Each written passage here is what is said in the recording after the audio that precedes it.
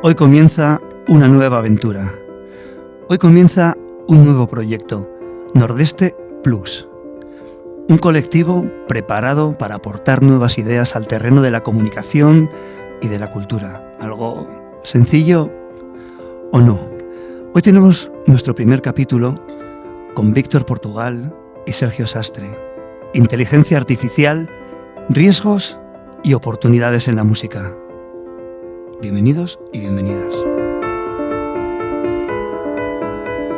Pues hoy vamos a hablar de inteligencia artificial en la música y de cómo está irrumpiendo en el campo de trabajo de los artistas, la gente que hacemos música. Y me gustaría adoptar distintos roles para intentar provocar pensamiento desde distintas perspectivas. Es un tema que está poniendo ahora en cuestión qué es la creación, quiénes son los creadores, qué derechos tiene que tener la inteligencia artificial. Me gustaría introducir la idea de si la inteligencia artificial viene a sustituir a los artistas o a separar el grano de la paja y a quitar de en medio a los artesanos, igual que pasa en el diseño, en el cine, ¿no? Algunas profesiones que creo que tienen que ver más con la artesanía musical que con quizá el arte, no sé. Y si simplemente los va a separar y va a hacer la división más clara. Tal vez sea el momento de hacer una reflexión cómo queremos tratar en el futuro el arte y a los artistas. Un cuestionamiento casi filosófico a nivel sociedad, y a partir de las convicciones que podamos obtener con este debate, plantear principios jurídicos que nos valgan para responder la casuística que va a venir a buen seguro al futuro.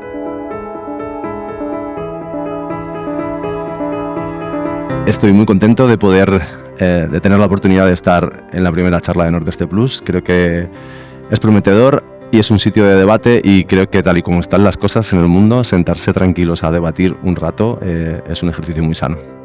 Claro que sí, más con Sergio, con todos vosotros, con Gijón, que es una ciudad preciosa y muy cercana a mí, que soy de Bilbao. Estoy encantado de estar aquí. Hola, buenas tardes a todos y muchas gracias por venir.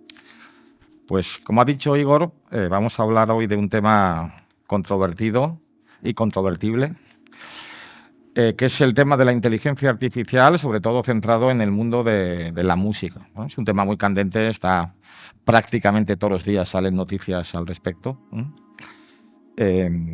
Y hemos pensado en esta charla entre Sergio y yo, vamos a dividirla en tres partes.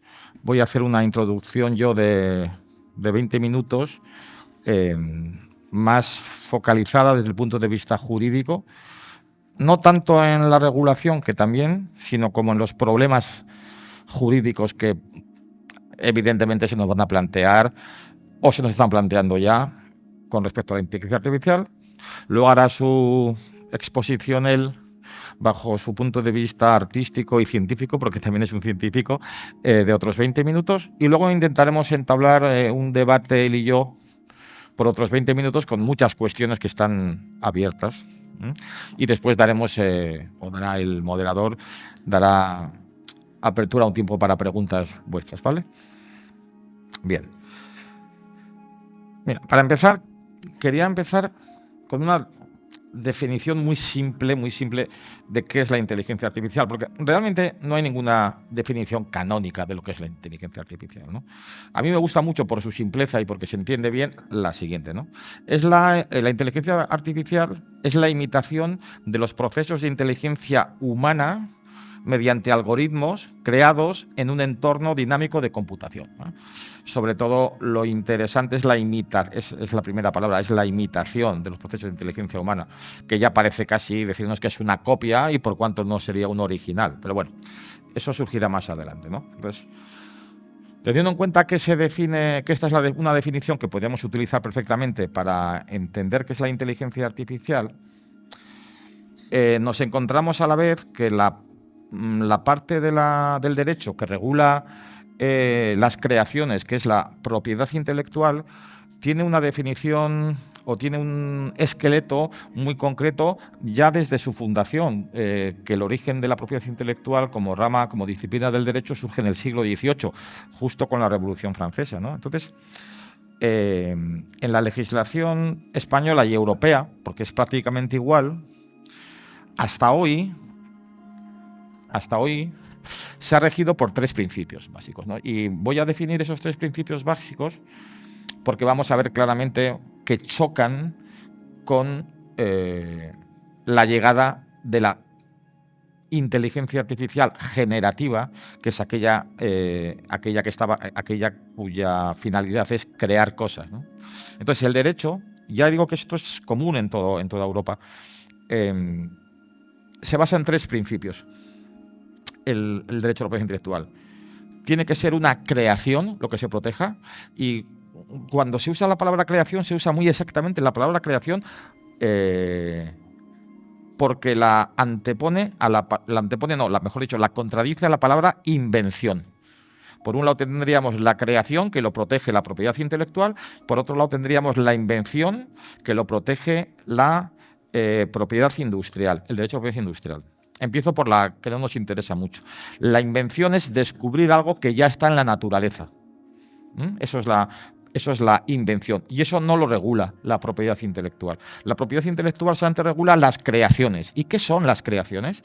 Creaciones son producciones desde la nada. Desde la nada. Eso es a diferencia de la invención, la producción tiene que ser desde la nada. Ya intuimos que eso va a traer un conflicto con la inteligencia artificial, los entrenamientos que se les hacen con obras preexistentes. Bien. Pero además de esto, la legislación establece más requisitos. Vale, tiene que ser una creación, y la legislación decidió así, y lo dice expresamente en el artículo 5 de la Ley de Propiedad Intelectual, tiene que ser una creación humana. Lo dice expresamente, humana, en contraposición con lo no humano, evidentemente. Por tanto, si nos quedamos quietos aquí, el debate sería innecesario. Es que la ley dice que tiene que ser humano. Pero claro, quedarnos ahí es un poco pobre, porque determina que tiene que ser humano discrecionalmente. Porque si quita esa palabra, que la hemos puesto a propósito, si la quitase y no focalizase que fuese humano, sino que lo que se va a proteger o no es la calidad de la obra, la inteligencia artificial tendría todo el derecho a solicitar su presencia en la protección. Pero a día de hoy se dice que es humano, y por tanto el debate a día de hoy no tiene sentido. Posiblemente lo que tengamos que hacer es debatir si para el futuro, porque eso nos ha valido históricamente hasta el siglo XXI, pero porque no se nos pasaba por la cabeza que la tecnología pudiese avanzar hasta ese punto. Pero tal vez, lo dejo aquí abierto, luego seguimos con ello, habría que plantearse si es el momento de eliminar barreras a las creaciones no humanas. Lo dejo aquí abierto. Luego hablaremos de ello. Y el tercer requisito, ¿qué te dice la ley para que sea protegible? Hemos dicho, el primero era que fuese una creación, el segundo que fuese humano, y el tercero es que sea original, que sea algo original, en contraposición a que fuese una copia de algo. De hecho, cuando surgió la propiedad intelectual, la europea, sobremanera, y se hablaba de proteger una obra humana original, se pensaba que una obra humana original era una plasmación del alma del artista. Claro, era muy filosófico todo, estamos hablando en la época posrevolución francesa. Decían que era una expresión del alma propio del artista. Por eso nunca se reconocía obra copiada, porque no era la plasmación de tu espíritu, era de otro artista al que tú le copiabas, y por tanto no tenía valor, ¿vale? Ha ido evolucionando esto porque, claro, la producción de arte del siglo XVIII con la de ahora pues es auténticamente ridícula en cantidad, no en calidad. Y ahora lo que te dice ya la jurisprudencia es que sea suficientemente original. Ser original 100%, pues yo creo que es una obviedad que es prácticamente imposible, ¿no? Entonces, tenemos esta plasmación, estos 3 requisitos, no voy a hablar más de la ley, estos 3 requisitos, creación, humana y original. Con todo esto, si cerrásemos aquí el debate, ya podríamos decir que no hay creación por la inteligencia artificial. Pero, y aquí quiero hacer hincapié, es una decisión discrecional que nos hemos dado. Como si de repente evidentemente es un absurdo, pero para que se entienda, como si la ley estableciese que sean creaciones humanas de personas rubias. Bueno, lo podría decir. Bueno, es indiscriminatorio, no sé qué, pero lo podría decir. Entonces, el debate de fondo jurídico es si hemos llegado a un momento de la evolución tecnológica en la que ya no se debe limitar a que esa creación sea humana. Mira, lo digo esto y quiero hacer hincapié en otro aspecto. La propiedad intelectual a nivel jurídico está regulado por dos grandes bloques en el mundo, que es el bloque anglosajón y el bloque europeo. El bloque europeo, el bloque anglosajón, no pone tanto énfasis en el autor, sino en la obra. Nosotros hacemos esta protección porque en Europa hemos decidido proteger sobremanera al creador, al artista. En el mundo anglosajón no, lo que se protege es la obra, independientemente de quién sea el autor. Los derechos los tiene la obra. Yo no voy a proteger al autor, voy a proteger a la obra. Vale.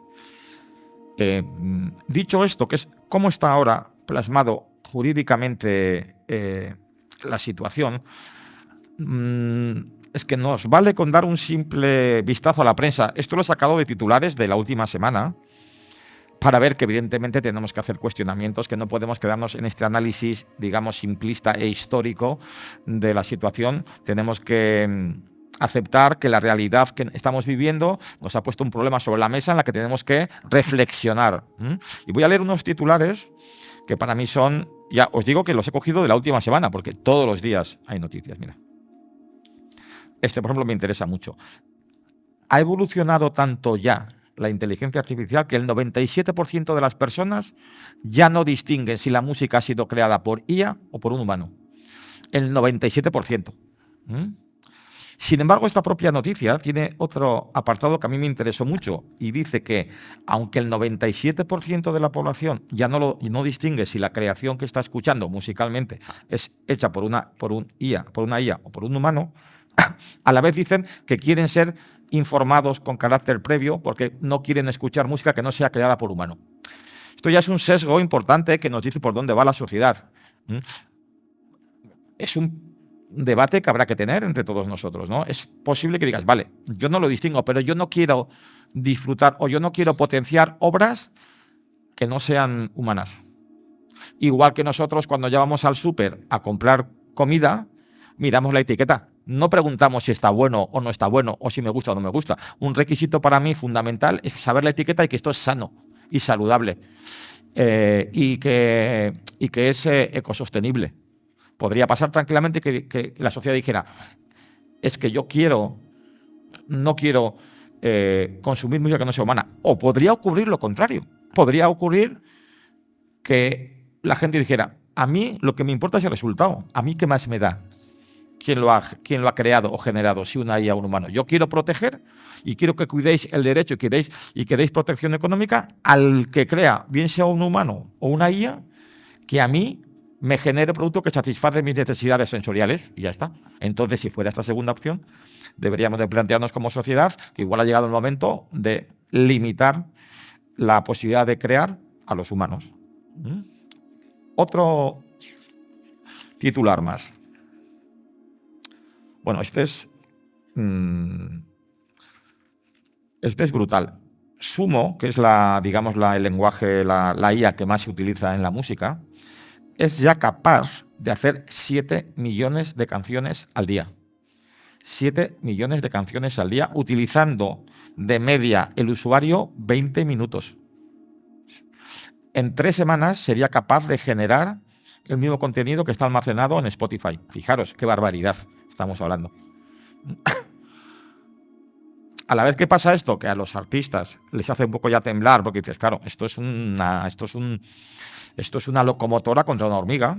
A la vez se nos anuncia esta semana que las multinacionales están empezando a llegar a acuerdos. De hecho, Warner ya ha anunciado que ha llegado a un acuerdo con Zoom. Esto plantea de nuevo otros debates que habrá que... ¿Cómo es el acuerdo? No lo sabemos. Y yo creo que deberíamos exigir la transparencia absoluta. Ese tipo de acuerdos se tienen que conocer. Vale, evidentemente han llegado a un acuerdo con Sumo para reconocer la capacidad de crear obra por Sumo Doy por hecho que con entrenamiento de obras de artistas de Warner, como por ejemplo es Sergio, pero no nos han explicado quién se queda los derechos, cómo se van a repartir los derechos. Eso es una cuestión importantísima. Para mí es importantísima. Es decir, si se abre el debate que se tiene que abrir, como lo hemos visto, necesitamos transparencia absoluta. Y mira, y luego, entre los propios artistas, EXA, que es la Alianza Europea de Compositores, en sus siglas por inglés, es la Alianza Europea de Compositores y Letristas, pide transparencia y paridad en los acuerdos de licencias entre la inteligencia artificial y las multinacionales, porque en la anterior pelea que hubo, que fue el mundo digital, que los que somos mayores lo recordamos, en el mundo de la industria musical hay como 3 grandes bloques, ¿no? Mejor, están las plataformas, por un lado. Está, por otro lado, la gente que explota fonogramas, que el fonograma es las grabaciones. Y, por otro lado, la gente que protege los derechos de autor. Es muy fácil de entender. Sergio, por ejemplo, es autor de canciones, él compone canciones y además las graba. Él tiene explotación tanto autoral como de fonogramas, pero podría ocurrir, que no es el caso, que yo fuera compositor, pero que cantó muy mal y que mis canciones las cante él. Entonces yo tendría que ser defendido solo como autor. Hay una gran pelea entre quién se queda la mayor parte del pastel, siempre. Si los autores o los que explotan fonogramas. Pues ya entre ellos mismos, los autores dicen, por favor, téngannos en cuenta, porque se dice que en la anterior pelea que hubo, que fue en el mundo de la digital, de la explotación del streaming, salieron perdiendo los autores. Vale, dicho esto, lo digo porque yo creo que está evolucionando tan rápido el mundo de la inteligencia artificial, tan rápido, que no podemos tener ahora certezas jurídicas. Sobre todo porque queda un gran punto de inflexión que está al caer, que van a ser los ordenadores cuánticos, que son unos nuevos ordenadores que están ya en experimentación, que se supone que van a incrementar exponencialmente la capacidad de computación. Y lo que hacen ahora las IAs con ordenadores convencionales va a ser un juego de niños comparado con lo que pueden hacer estos ordenadores. Entonces, yo creo que no es el momento adecuado de tomar decisiones legislativas definitivas. Creo que es el momento adecuado de plantear todas estas cuestiones que he puesto yo aquí y que ahora pondrá Sergio de manifiesto desde el punto de vista del artista, para que intentemos llegar a convicciones filosófico-jurídicas de cómo queremos que acabe siendo regulado esta problemática que va a surgir. Porque realmente el derecho bien llevado a cabo es cuando surge a posteriori de un debate social en el que la sociedad decide cómo quiere que sea un determinado aspecto de su vida. ¿Cómo quiero que sea lo público? ¿Cómo quiero que sea el sistema de pensiones? Pues quiero que sea de capitalización, quiero que sea privado. Y cuando lo decidimos como sociedad, los legisladores regulan. Por tanto, más que intentar buscar soluciones jurídicas ahora ante el nuevo panorama, porque yo sí que entiendo que se ha quedado anticuado el sistema anterior, creo que cualquier decisión que tomásemos ahora quedaría anticuado en meses, pero no en años, en meses va a quedar anticuada. De hecho, la capacidad, yo, por mi profesión, yo soy profesor de Derecho en la Escuela de Nuevas Tecnologías de Barcelona. Yo llevo años, unos cuantos años que me llevan prácticamente a que yo vea y testee muchísimas aplicaciones de IA. La capacidad de mejora que veo semana a semana es brutal. Yo me acuerdo que al principio para mí era así, distinguir si era una IA o un humano. Ahora me cuesta. La última vez que me hicieron a ciegas, y yo que me dedico a la música, que doy clases de esto,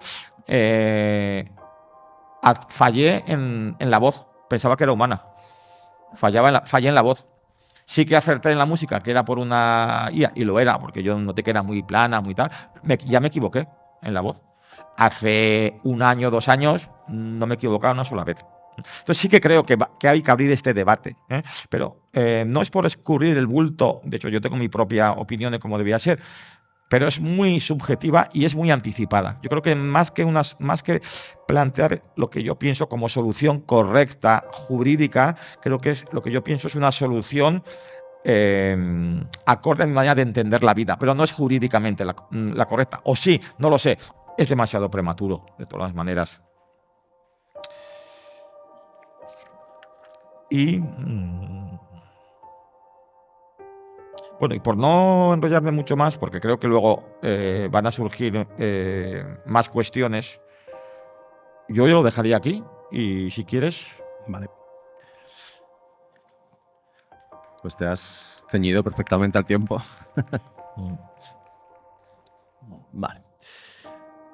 Bueno, pues como vais a ver ahora, yo he preparado unas pequeñas diapositivas con algunas preguntas, reflexiones que llevamos acumulando pues ya unos meses. Tanto Víctor como yo compartimos información habitualmente, es mi abogado, o sea, no diré nada que me comprometa delante de él, pero sí que hay una cosa que dice que no sé si se interioriza realmente, pero es muy probable que esta misma presentación y lo que estamos hablando ahora mismo, si lo hacemos en marzo del año que viene, igual diríamos cosas distintas. Y si lo hacemos dentro de un año, también. Seguro. Entonces, son materiales de trabajo que está en proceso, ¿vale? Porque es tanto desde la perspectiva más filosófica, si queréis, de cómo enfocar la filosofía del arte o qué nos dice la filosofía del arte de lo que está ocurriendo, la parte de la dimensión jurídica y la dimensión práctica que vivimos los músicos. Lo que dice Víctor es totalmente real. Yo hice un curso súper novedoso hace 2 años en Madrid sobre inteligencia artificial. Las herramientas eran que ahora aparecen del Paleolítico y ahora, esta mañana, viniendo en el tren, he hecho 10 canciones con Suno. 10 canciones han sido desde... He usado el algoritmo desde cero, dándole mis letras, y una cosa que a los compositores y compositoras creo que nos apela mucho, que es esa maqueta, esa demo inacabada que te has dejado en el cajón y que tenías pereza, la subes a Suno y le dices que te la acabe y te la acaba. Entonces, los pasos que está dando, yo creo que todavía sería capaz de distinguir lo que hace Suno por una cuestión de calidad del sonido que, al menos hasta esta mañana, era mediocre comparado con un producto profesional, pero no está nada lejos. Diría que estamos a meses, a un año de no poder distinguirlo, ni siquiera los músicos y los artistas y las artistas, ¿vale? Entonces, a ver si funciona este invento que he hecho de tener como un ratón, que parece que no. Sí. ¿Sí? Venga, pues os doy un poco, disculpad si me voy dando la vuelta, pero no me la sé de memoria. Os doy un poco de contexto porque no sé si sois todos músicos y artistas, pero la IA en la música se usa en casi todas las capas de creación, y yo me voy a referir solamente a la parte creativa de música, pero a la que sales de música hay gente que ya tenemos el gestor del IVA, digamos, trimestral con la IA también, ¿vale? Pero tenemos desde quiero generar el sonido de un bombo que se parezca a una caja de ritmos del año no sé qué, ¿no? Una 808, una 909, le das el prompt y te lo genera. Quiero generar, tengo un sonido que no sé cómo, no tengo la habilidad para generar ese sonido, metes el sample y te lo genera con síntesis por inteligencia artificial y lo tienes grabado para siempre para ti y lo puedes replicar en otros sintetizadores analógicos digitales. Esta es una herramienta que pretendía ser divulgativa, pero obviamente es para copiar sonidos, ya no es divulgativa para nadie. Asistentes de mezcla y mastering, esto existe hace un montón de tiempo. Tú tienes tu tema y lo subes a un sitio y te lo bajas y está mezclado y o masterizado. Esto existe hace ya bastantes años y la verdad es que no hubo mucho debate con esto, nos parecía a todos fenomenal. Generación de sonidos a partir de semillas, generación de instrumentos y lo último, que es como lo que os estaba contando de esta plataforma que se llama Suno, que es generativa y puede hacer diferentes cosas. Hay diferentes cuotas también para hacerlas. Yo este año me he comprado la profesional para ver hasta dónde llegan las posibilidades y conocer un poco, no sé si al enemigo, pero conocer el otro lado, ¿no? Es súper interesante, súper interesante, porque depende de cómo lo quieras usar, como todas las tecnologías, pues tiene un lado más experimental o tiene un lado sustitutivo directamente, que ahora veremos de qué tipo de perfiles, ¿no? A ver si consigo que cambie. Sí. Vale. Pues si vemos la perspectiva, vamos a verlo desde el punto de vista, ¿no? Cómo es de disruptiva la IA desde la perspectiva de la oferta, de la demanda. Desde la perspectiva de la oferta, yo me pregunto si las discográficas pasarán a llamarse así, ¿sabes? Como Universal IA, Sony IA, con sus catálogos de IA para la gente. Y claro, estas compañías que tienen una estrategia de monetización de granel, es decir, comprar catálogo para ponerlo en Spotify y a más, o sea, no tienen mucho más visión de mercado de a más, cuanto más canción, más escucha, más tiempo, más royalty. Esto es una estrategia de granel. No sé si os ponéis, si estudiáis o lo ponéis en casa, pero hay listas que se llaman como de ambiente, ¿no? De mood, de me voy a poner a cocinar, me voy a poner lo-fi de no sé qué. El 99% de este tipo de listas están hechas con IA. Y claro, a las discográficas les interesa mucho y luego retomaremos lo que ha dicho Víctor, ¿no? Obviamente les interesa tener un contrato con Suno porque en vez de tener a 40 minions como yo en un edificio carísimo en Príncipe Pío componiendo todos los días, con Suno es más rápido, más enfocado, puedes darle iteraciones hasta que consigues lo que quieres. Por tanto, hay un cierto potencial de sustitución de algunos tipos de música. Yo personalmente creo que no de todas, pero algunos sí. Si no tenemos, aquí abajo lo que os ponía es esto, ¿no? Si no tenemos esta barrera de arte y de ética, está el campo abonado para que las multinacionales fundamentalmente puedan hacer esto, si no lo están haciendo ya, desde esta semana que han firmado Suno con Warner, que es mi discográfica, con lo cual me siento bastante apelado. Pues nada, pues me he bajado Suno y yo también voy a jugar con Suno a ver qué pasa. Aquí tenéis... la perspectiva de la oferta también incluye a las distribuidoras, ¿no? y al canal, que es Spotify. Yo creo que podemos hablar claramente de un monopolio de facto, ¿no? En el canal, con un 30% de cuota de mercado de Spotify y en algunos países bastante más alta. Cuando tú tienes un canal que monopoliza cómo se produce el intercambio de información, ese canal tiene muchísimo poder, muchísimo poder.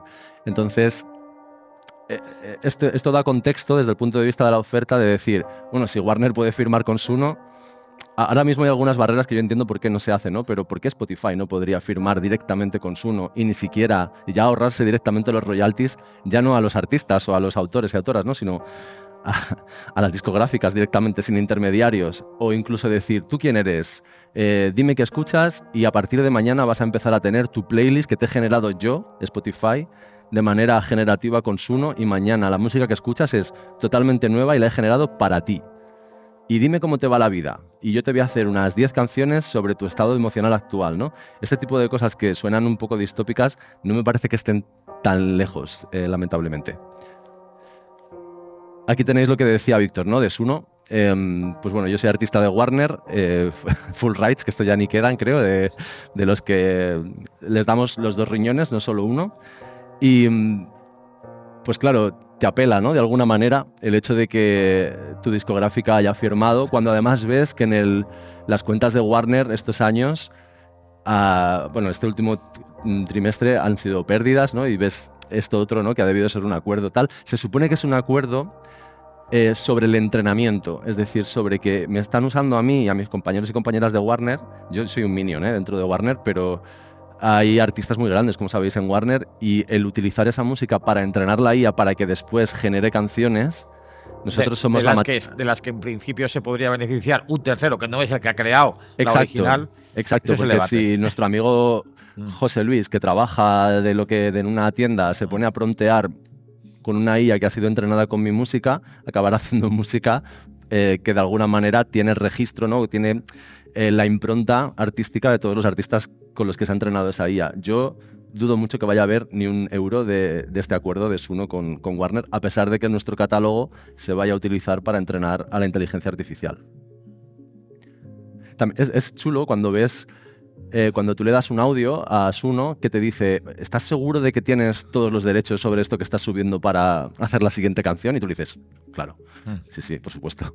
Nadie chequea nada, nadie ve nada, tú subes la canción y para adelante, ¿no? Y estás trabajando y le puedes decir, hay una herramienta que se llama directamente hacer una versión o co-crear, que lo llama ello, que es copiarlo, básicamente, y puedes hacerlo, ¿no? Entonces, yo diría, no sé cómo lo ves tú como abogado nuestro, yo diría que no vamos a ver ni un duro de este acuerdo. Es que yo creo, sinceramente, y es cierto que hemos empezado la charla hablando del punto de vista jurídico, el punto de vista filosófico, la sociedad, pero en el fondo lo que late aquí es quién se va a llevar la pasta. Es así. Es eso. Pero es que eso es algo propio del mundo capitalista, solo que en algunos aspectos hemos pasado del mundo capitalista al mundo turbocapitalista, ¿no? Entonces, la discusión de fondo es, vale, esto es una realidad, esto va a ocurrir, por favor, seamos sensatos. ¿Cómo se reparte el dinero? Porque en esta lucha de trenes está en juego la posibilidad de que puedan seguir sobreviviendo económicamente lo que históricamente hemos considerado los artistas o no. Es que estamos hablando de cantidades de generación de canciones abrumadoras. Es que hablamos de 7 millones de canciones al día, dedicándole el usuario 20 minutos. Sí, sí. O sea, eso es una locura. Yo entiendo que Sergio en sus mejores años de creación igual ha podido componer 5 canciones buenas al año, 6 canciones buenas al año. Muy buenas, no sé. No, digo definitivas, que las hayas grabado, que las hayas llegado a grabar. Hago más, yo hago del orden de 50 canciones al año, pero da igual, no puedes competir con un cacharro que en un tren Gijón-Madrid te ha hecho 10 canciones versionando tus demos. Es imposible competir con Entonces eso. yo creo que sigue ahora Sergio, pero es que el debate de fondo, porque suena como muy crematístico, suena como ya estamos con el materialismo, con lo guay que sería discutir de filosofía, pero en el fondo subyace ese. Y no olvidemos que las grandes, ya no Spotify, que también los grandes operadores de la música mundiales, que son 10, que son las multinacionales de la música, tanto discográficas como editoriales, Sony, Warner, Universal, BMG, YouTube, Spotify, Deezer, son multinacionales que cotizan en bolsa, que lo que van es a buscar el resultado del trimestre que viene. Ellos no están preocupados por vamos a cuidar a los jóvenes creadores para hacer una carrera. Ellos su único miedo es la repercusión en bolsa de sus siguientes resultados y que igual su puesto está en juego, el del CEO o el que fuera. Entonces, tristemente, tenemos que decir que ese es el debate. Y los artistas, o lo que estamos de parte en el mundo de los artistas, lo que decimos es, por favor, que sea una discusión limpia, transparente. Queremos saber lo que está pasando, qué se está acordando, qué nos está acordando, cómo es el reparto. Los mayores ya nos acordamos muy bien y lo podréis ver tranquilamente en la prensa, que el reparto del mundo digital es muy injusto para los artistas, es muy injusto para los artistas, pero por mucho que se dice, no se ha revertido. No, de hecho la cara que se nos queda normalmente es la de Snoop Dogg, así cuando vemos los repartos. Claro, si yo no sé transparentemente cuánto le paga Spotify a las majors anualmente, y cómo las majors hacen, cómo Spotify le paga a Warner y cómo Warner me paga a mí, yo no sé el rate al que le paga Spotify a Warner, ni prácticamente es el mío, porque os animo algún día, ¿tú has visto una liquidación de royalties? Es un acto de fe. Es un acto de fe. Es magia. De todos modos, podemos ir retomando porque esta situación, la industria de la música, vivimos en un contexto en el cual, del lado de la demanda, digamos, lo que vivimos es que el usuario medio no es capaz de distinguirlo ni cuando la IA es mala. Quiero decir, el contexto de idiotización, estupidización de la sociedad, de la bajada del nivel cultural, del acceso a estudios culturales, del acceso en general a la cultura, hace que el rol que toma el oyente es el rol puramente económico de consumidor, y esto cambia las reglas de una manera muy fuerte. Yo el otro día subí a TikTok preguntando, oye, ¿qué os parecería tener música hecha por IA? ¿La distinguís? Y la gente me contestaba, me da exactamente igual. Si me mola o me cuenta algo o me hace sentir algo, me da igual si lo has hecho tú o la ha hecho una IA. Y pues bueno, esto es un mensaje de claramente un rol de ciudadano que tiene una manera de ver el mundo, ¿no? que no valora el trabajo artístico, al menos del ser humano que estaba al otro lado, y le da igual. Pues si su lista lo-fi se le ha hecho una IA, le da exactamente igual. ¿Vale? Esto no les preocupa, no parece preocuparle a la gente. Hemos perdido capacidad de crítica artística, capacidad ética, y un focus en el rol de consumidor cuando hablamos de música. Esto es el caldo de cultivo perfecto para que la IA empiece a sustituir directamente parte de la creación musical. Bueno, a ver si me hace caso ahora. Claro, estuve un rato hablando con ChatGPT sobre filosofía del arte y sobre el rol de cómo nos vamos a relacionar con Suno, por ejemplo, con esta plataforma, y estuve un rato charlando sobre cuál es el rol de una persona y cómo ve la propia IA el rol de la persona que promptea, ¿no? Que escribe lo que tú deseas, porque es un modelo de texto, puede ser un modelo Suno, es un modelo que tiene básicamente 2 inputs. Tú le dices, como ChatGPT, hazme una canción, te hace una canción bajo unos parámetros que cuanto más sepas, pues más afinado está con lo que tú estás buscando. y si no le puedes dar un audio y a partir de ese audio interpreta y reinterpreta y te da algunas variables, ¿no? De tienes que estar lo más pegado posible a la referencia que te he dado, tienes que ser muy raro, más experimental, menos experimental, más previsible, ¿vale? Tú puedes hacer todo esto, pero los inputs a nivel bytes son de dos tipos, es texto o es audio, ¿vale? Claro, teniendo esto, hay un nuevo rol que es el prompteador, igual que lo hay pues en otros trabajos digitales, diseñadores, gente que hacía foto de producto que ya no existe porque generan la foto de producto con un prompt en Sora, por ejemplo, ¿no? con GPT. Claro, esto a mí me hace pensar sobre los límites de la creación y los límites de lo que es un artista, de lo que no es un artista. Y bueno, creo que genera un conflicto que vamos a intentar verlo de momento hasta que sepamos si cobramos o no de Suno, ¿no? Vamos a pensar que pueda ser positivo y nos pueda ayudar a pensar algunas cosas, pero hay roles que claramente van a desaparecer dentro de la música. La gente que hacía música para publicidad no te puede hacer la versión polka, la versión reggae, la versión rock y la versión balada en 30 segundos, que es lo que hace Suno. Suno sí lo hace. Luego, si quieres, la puedes regrabar o no la puedes regrabar, puedes tomar el producto, puedes no tomarlo. Yo, mi estimación es que de aquí a un año Suno va a hacer un producto que yo no voy a poder distinguir, es decir, mezclado y masterizado y con stems profesionales por separado, que eso es lo que marca la diferencia, porque ahora mismo cuando separas es horroroso, se oyen problemas técnicos de fase, etcétera, etcétera. Pero bueno, claro, en el momento que eso ocurra, el que hacía música para Publi está o retirado o adaptado. El que hacía jingles está o retirado o adaptado. El que hacía videojuegos está o retirado o adaptado. Entonces es como que se come música para televisión, música para videojuegos. Exacto. Prácticamente va a quedar, digamos, la música de artista para ser interpretada en directo. Es decir, el lanzamiento de LP de toda la vida. Todo además, lo que se llama la música de biblioteca, que es, digamos, música que no somos conscientes, pero que suena de continuo. Tú pones la televisión y aunque veas un telediario, en un telediario o en un noticiario hay mucha música, entre cambio de, pues de repente el tiempo, el deporte, te salen mucha música. En las películas que no eres consciente de que suena, está casi siempre sonando música, no el tema central. Toda esa música que llaman de biblioteca, que se supone que es como un 30% del volumen de la música a nivel negocio, todo eso se lo va a quedar la IA, si no se lo ha quedado ya, porque muchas veces no lo sabemos. Yo, una cosa que no ha dicho Sergio, pero que yo me lo planteo seriamente, es que mucha gente está utilizando la IA, pero no dice que es la IA. Evidentemente, porque dice, yo no voy a decir la IA para empezar, porque a ver si me ponen dudas de que no es mío, y porque luego otro tema, a ver si se me va a cuestionar por mis compañeros que no soy lo suficientemente ético, digo, yo no digo nada y pongo la IA. Eso es así.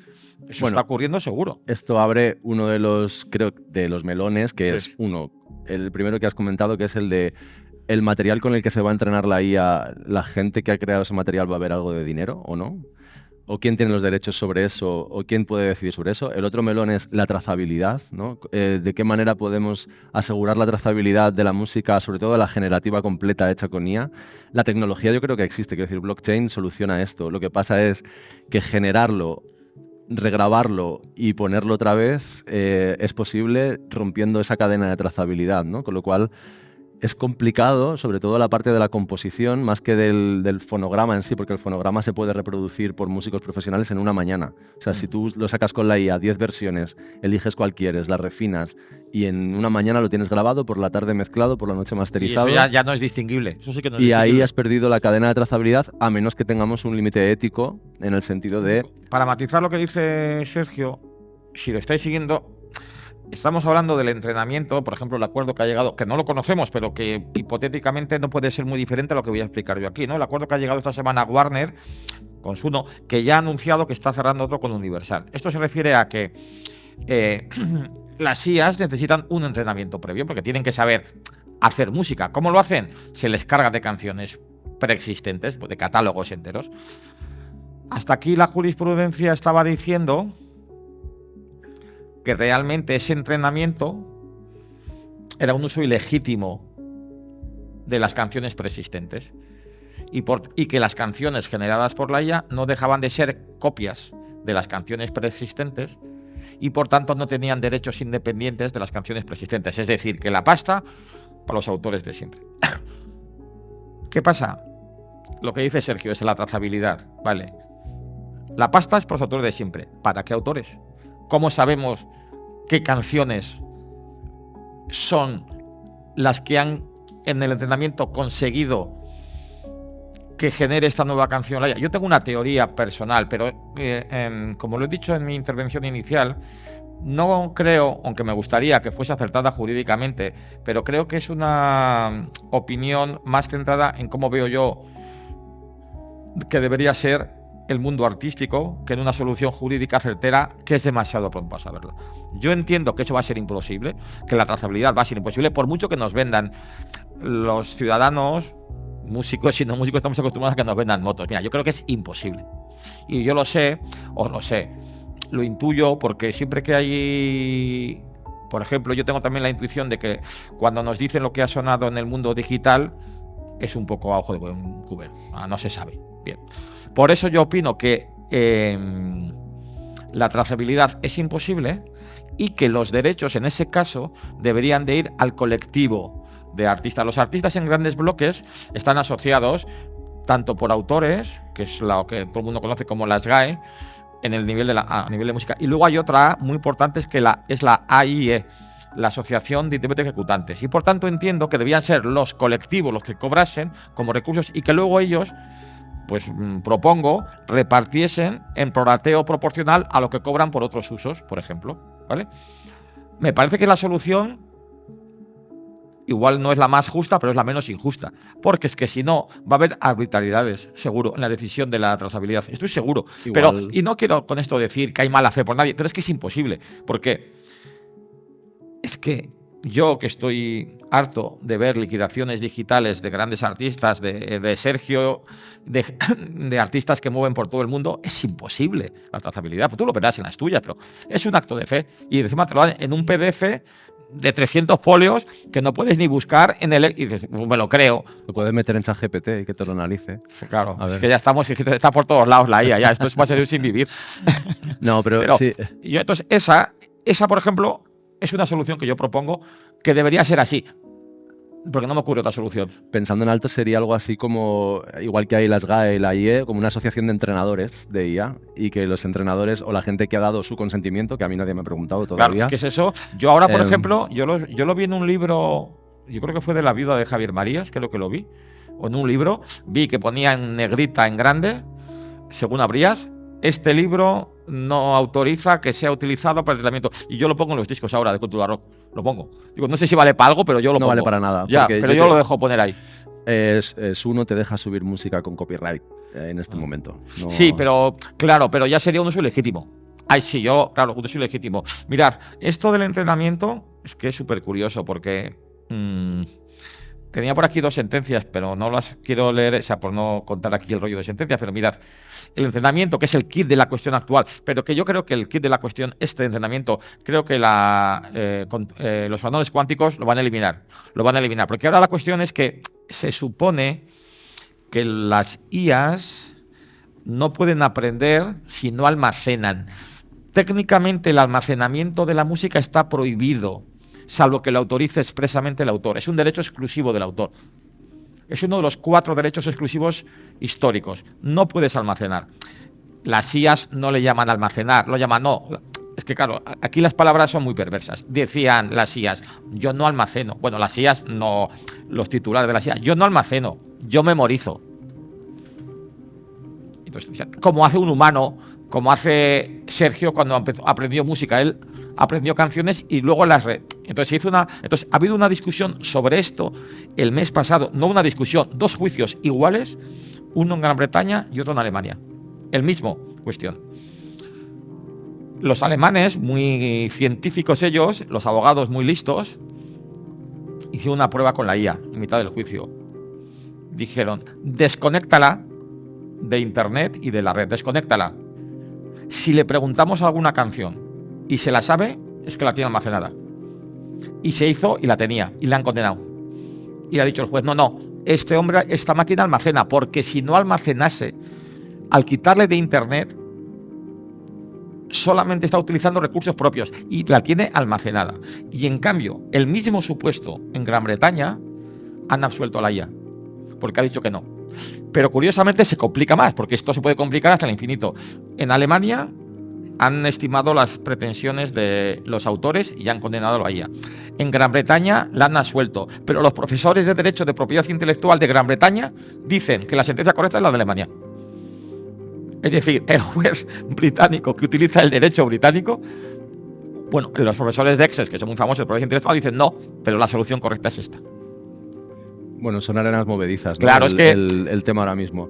A mí personalmente la parte más artística, y era la motivación un poco de la entrevista con ChatGPT, era la gente que usamos prompteo, que usamos IA generativa, cuál es nuestro estatus artístico con respecto a la canción y autoral, ¿no? ¿Soy yo autor o es autor o autora Asuno? No lo sabemos. No lo sabemos. Y la solución que me proponía GPT, que es un poco parecida a la que luego me ha dado Víctor GPT también, es que tiene que ver con el grado de aportación artística que hace cada parte.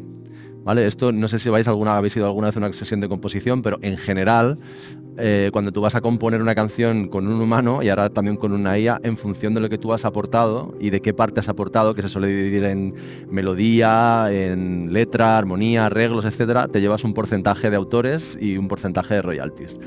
La IA lo que me venía a decir es que en función de la contribución que hiciese cada una de las partes, se podría considerar al artista para empezar, es decir, si cualquiera de los que estamos aquí ponemos hazme un temita rollo Rosalía, esto no es ser artista, ni es ser músico, ni es ser nada, es ser una persona que está jugando con su uno, sin más, que también es lícito, sobre todo si no lo subes después y pretendes sacar dinero de ello.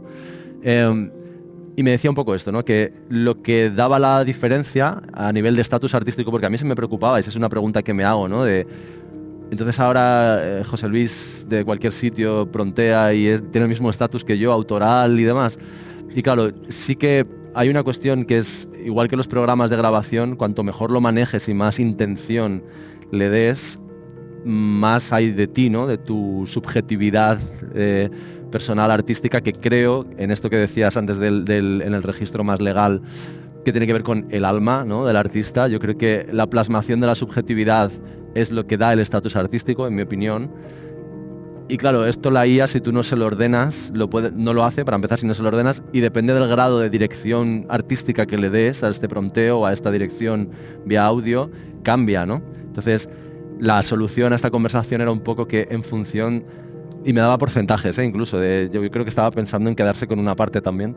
Es que ya ha habido en la música todo el mundo cobra, en la música todo el que hace algo, menos el autor o la autora, que es el que se queda al final del todo, todo el mundo cobra en la cadena de valor de la música. Ya ha habido, como siempre en el mundo americano, que se resuelven más rápidas las disputas judiciales, ya ha habido resoluciones y son muy lógicas. Lo que pasa es que son muy lógicas pero muy subjetivas, en el sentido de que no me das una solución matemática, porque a veces nos gusta que nos digan no puedes ir a más de 120 y ya sabes que 121 no se puede ir, ¿no? Entonces a veces nos gustan o nos vienen bien que nos den soluciones prácticas y dicen las resoluciones norteamericanas: si el autor utiliza la inteligencia artificial como una mera herramienta, la herramienta es el porcentaje para su creatividad, eso es, la composición es del autor y se permite utilizarla. Pero si utilizas más allá de una mera herramienta, como puedes utilizar un sintetizador o lo que sea, si lo utilizas más allá, ya entraríamos en esta música ya no es tuya, esta música es de la música con la que la has entrenado, pero no sabemos cómo se va a repartir. Y hay un problema, me lo explicaba esta mañana o ayer Sergio. Yo tenía una duda, pero me la ha resuelto él. Y de nuevo es un tema del que no deberíamos hablar porque no debería existir, pero es que es inevitable. Si os fijáis, dos puntos nucleares de la conversación. Primero, esto es una disputa de poder, ya está, una disputa de poder. ¿Quién se queda en la nueva tarta? Y dos, para mí o tenemos mucho cuidado o estamos abonando el terreno a las mentiras y los engaños. Porque no podemos basar el nuevo reparto en que nos fiemos, en que me diga Sergio, no, esto lo he hecho yo y me lo tengo que creer y lo ha hecho con IA, o al revés, porque si partimos, si partimos de que vamos a necesitar creernos a pies juntillas lo que la gente nos diga, es un sistema muy imperfecto. Me ha dicho Sergio, que tiene una vertiente muy científica, que el blockchain ya tiene capacidad para rastrear e identificar si una obra ha sido creada por un humano o no lo ha sido. Yo sé que eso existe en las grabaciones también, porque deja un rastro, en las también, y entonces a mí lo dejo aquí como un tema, a ver qué opinas tú. Me parece que uno de los requisitos que deberían de, no digo de pedir, que suena de imponer los artistas, que es que antes de cualquier acuerdo transaccional entre las IAs y las multis, se debe establecer un sistema de comprobación de realidad de cómo ha sido creada esa obra que se va a analizar. Pero es que es lo mismo que antes, la trazabilidad es imposible porque tú puedes generar la obra, regrabarla y ahí, como digamos que el archivo .wap claro, que vas a entregar... Sí, pero tú compara la capacidad de crear 7 millones de canciones, ¿cómo disminuiría si tienes que regrabarlas? Que igual lo que tú decías antes, Sergio, igual dentro de un mes, dentro de un año, esta discusión es tonta, porque las IAs ya, claro, cuando tú utilizas una grabación directamente de la IA, es muy fácil rastreable, porque deja un tipo de onda determinada, y hay programas. Pero si tú vas y la regrabas, porque ya te ha hecho lo difícil, ya te ha creado una canción, que es lo que la gente no hace en su vida. Yo, por ejemplo, jamás he creado una canción, pero si me la has hecha, ya contrataré a 4 que me la regraben. Pero claro, sí que es cierto que la capacidad de generar obra disminuye, pasas de 7 millones a no sé, a 10.000.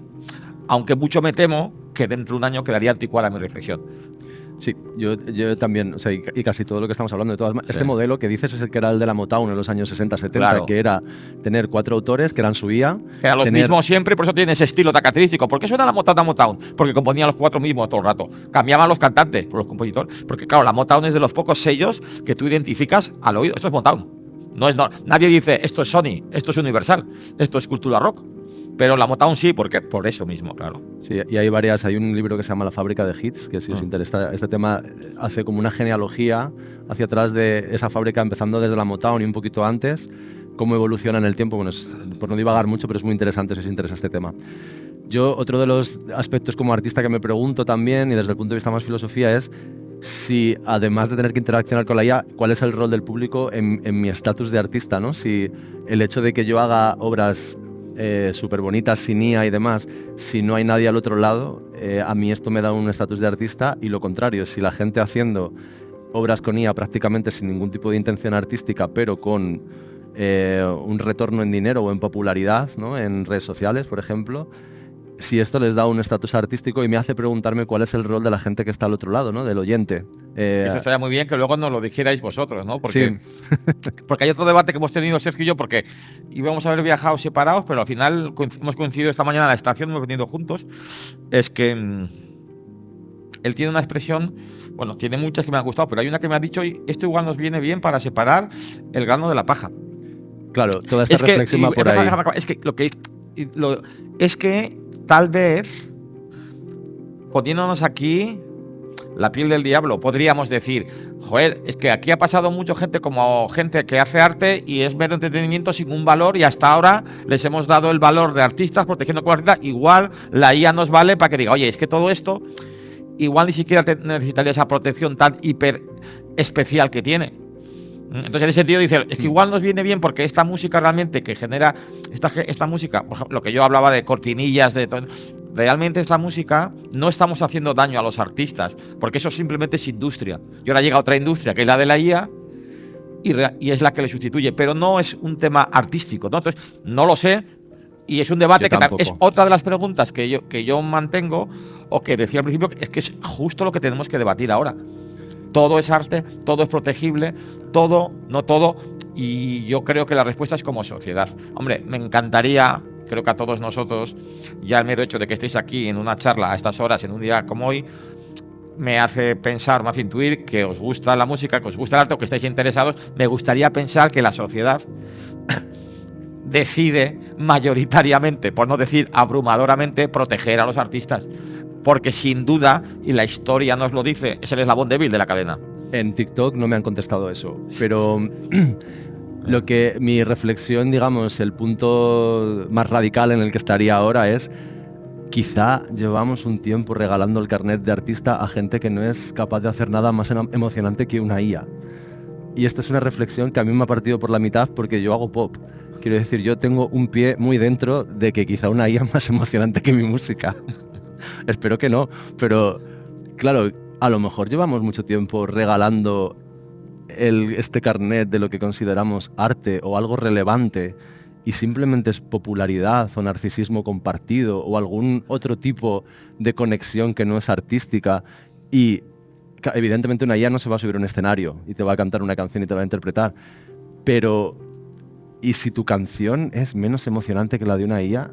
Igual nos ayuda a separar lo que decía Víctor, que de ahí venía la reflexión, el grano de la paja, y a lo mejor, no voy a poner nombres por no mojarme mucho, porque esto está grabado, pero a lo mejor esto explica de alguna manera por qué hay perfiles artísticos que se copian facilísimamente y por qué, pongamos uno que esté muerto, por qué nadie va a copiar a Camarón, digamos. Tú vas a reconocer que no es Camarón, ¿no? Y esto, a mí la IA ahí, para un debate que creo que en la historia de la filosofía hay un gris gigante, ¿no? De qué es arte, qué no es arte, ¿no? Bueno, pues igual la IA nos empieza, pues igual la definición de arte de 2050 es todo aquello que sea un poquito más emocionante que una inteligencia artificial, ¿no? Y o sea, luego, sí. que lo que hace ella sola, digamos, porque a mí la inteligencia artificial como campo de experimentación, igual que todas las tecnologías, me parece súper interesante, súper interesante. La cyborg música, que es en lo que estamos cuando hacemos esto, ya está aquí. Y esto me parece interesante, pero si tú no haces nada más emocionante para un receptor, porque el receptor probablemente es idiota también, y tú tampoco tienes el don de emocionarlo más allá de lo que hace una inteligencia artificial poniéndole a mí un temita Flow Rosalía 2026, igual es que no éramos artistas, ¿no? Y otra pregunta que se debe lanzar a la sociedad, ¿no? Ya aquí, porque esto es... yo creo que Sergio y yo hacemos preguntas poniéndonos cada rato la camiseta de un equipo. Sí, o sea, sí, claro. Porque tiramos piedras contra nuestro tejado muchas veces, más en el caso de Sergio, ¿no? Pero, por ejemplo, claro, yo me pregunto, multinacionales de la industria están anunciando ahora ERTEs especiales por reconversión de trabajadores por la IA. Y yo pregunto, no sé la respuesta, o pregunto en alto, ¿tiene más derecho a la protección un artista contra la IA que un trabajador de Telefónica que lo van a despedir ahora con 50 años o lo van a prejubilar pidiendo cotizaciones porque tú seas artista y él no? O sea, tampoco lo sé, porque también son repercusiones directas de la IA. Entonces, claro. Y ayer no sé qué empresa, porque Telefónica anunció un ERTE sin más, pero es que ayer leí, no recuerdo en qué periódico, una empresa que con toda la transparencia dijo, no, voy a hacer un despido porque lo sustituyo por IA. Entonces yo pregunto en voz alta, digo, y no lo sé, y además es muy subjetivo, ¿tiene más protección un artista? ¿Por qué tiene que tener más protección un artista?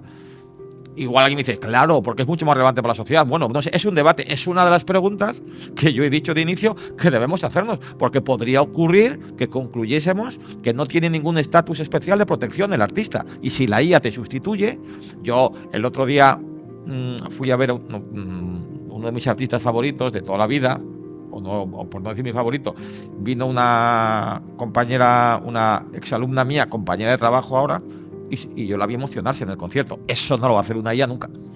A ver, la música nunca. Es negocio. Obvio que hay, para mí personalmente, que yo, Sergio sabe nuestra relación de hace años, y hay canciones que yo, de Sergio, que jamás de los jamases va a hacer una IA.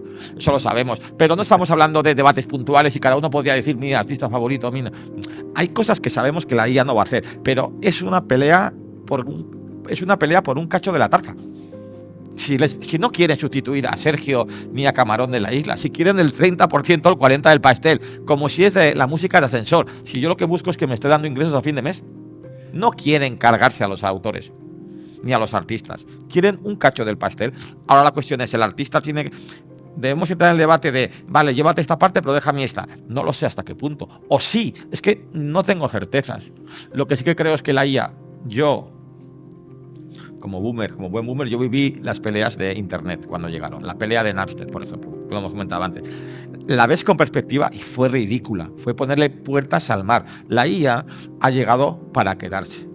Y no podemos criminalizar la IA, porque eso es lo que se intentó con internet en un inicio y fue desastroso. Lo que hizo fue retrasar la música una década.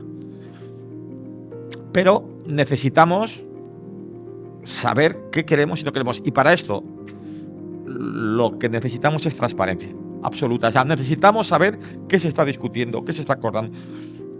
Porque es que hay otra cuestión fundamental, es decir, es que no sabemos, por ejemplo, hasta dónde ha llegado la IA hoy en día. No sabemos. Realmente esto es que no sabemos dónde está la IA. Sabemos lo que es humo, que te cuesta $70 al año. Imagínate lo que no tendrán por ahí, que no se ha comerciado todavía. Yo, para mí, esto que dices es importante porque a veces pensamos, como en otras industrias, ¿no? Y en otras cuestiones también de filosofía, que hay un ente malvado en la sala de máquinas, y a veces no sabemos si es más triste o peligroso, o no lo sé, el hecho de que la sala de máquinas esté vacía y no haya nadie, ¿no? Y esa sala de máquinas sea simplemente la búsqueda del beneficio, ¿no? Que es básicamente cómo se estructura nuestra sociedad, del beneficio económico. Yo lo veo más como la IA, como una herramienta dentro de la música para atraer el último activo fundamental del ser humano, que es el tiempo, y en la economía de la atención creo que la IA compite mucho mejor que los humanos en generar contenido para luchar por la atención. Y ahí esta batalla no la veo muy ganable, la verdad. Creo que la única batalla que nos queda tiene que ver con una radicalización del arte en el sentido de... El punk. Pensar un poco qué nos hace humanos y qué parte de la subjetividad del ser humano es la que resuena con otros seres humanos. Ahí es donde creo que la IA no va a poder competir con nosotros, pero hacer 25 jingles en una hora a mí no me va a dar. Yo os quería dejar, porque decías, no sabemos dónde estamos. Lo que sí se puede hacer es, un poco más a nivel cualitativo, preguntar a los artistas, productores, a la industria, dónde están ellos usando la IA, ¿no? Aquí traíamos algunos datos, ¿no? El 87% de artistas y productores ya la usamos en algo. Aquí incluyen también cosas promocionales. Y esto creo que lo estamos haciendo todos y todas los que tengamos que generar contenidos. Planificar como mínimo contenidos y tener ideas, esto lo estamos usando la IA 100%. Yo creo que la parte generativa de momento es más baja. También porque hay un cierto, no sé si orgullo o prejuicio, o las dos cosas, que son, aparte de un libro muy bonito, dos cosas muy de los músicos, para no usarla. Es como, yo no necesito esto, ¿no? Esto pasará, porque con todo el respeto para la siguiente generación, el bro de 19 años que se acaba de bajar Suno nos va a petar a todos los boomers, millennials, etcétera, etcétera, y a la Z, se los va a llevar por delante.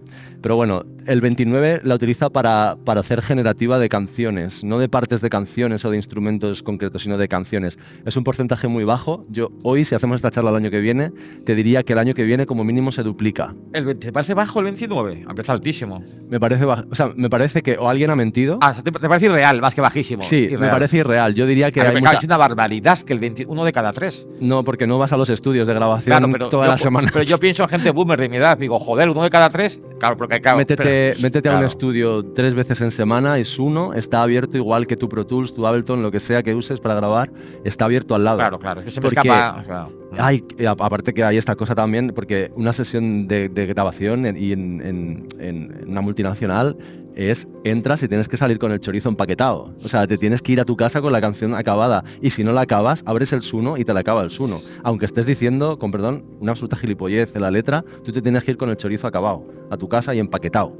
Y si no lo haces tú, lo hace la IA. Como hemos dicho y habéis seguido, es que es un mundo de incertidumbre. Es decir, podemos tener desde el punto de vista artístico, del vista jurídico, podemos tener unas ideas de cómo debería de ser, pero es el momento justo de la discusión y del debate.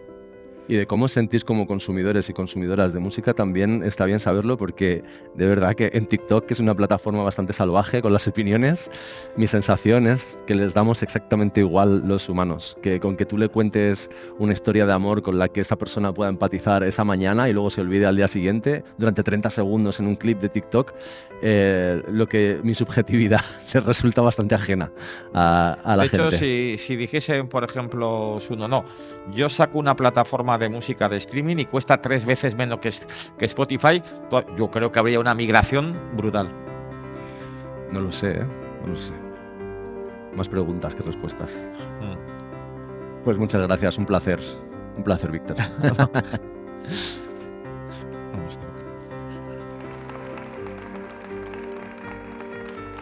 Esto ha sido todo. Espero que os haya gustado. Ha sido realmente interesante, hemos tenido un montón de respuestas y también, como era de esperar, nuevas preguntas. Nos vemos el 29 de enero, jueves a las 7 de la tarde en el Museo del Ferrocarril. Emigración del talento asturiano con César Pop, colaborador principal de Leiva, y Luis Rodríguez de León Benavente. Nos vemos.